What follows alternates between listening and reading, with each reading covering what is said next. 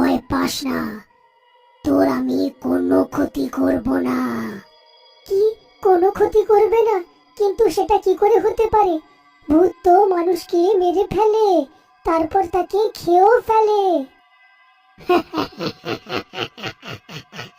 ঠিক, কিন্তু তোকে কেন খাবো? আমি তো খারাপ নই। আমার রান্নাঘরে গিয়ে দেখ, কি সুস্বাদু খাবার। আমি তো ওইগুলো খেতে পছন্দ করি। তাহলে বলতো, তোকে আমি কেনই বা খাবো? কি, সত্যি? ভূত পাপ্পুকে রান্নাঘরে নিয়ে যায় আর ওখানে নানান ধরনের খাবার আর মিষ্টি দেখে পাপ্পুর চোখ চমকে ওঠে। ওরে বাস, এখানে তো কত কিছু আছে, দেখে তো আমার মুখে জল এসে গেল।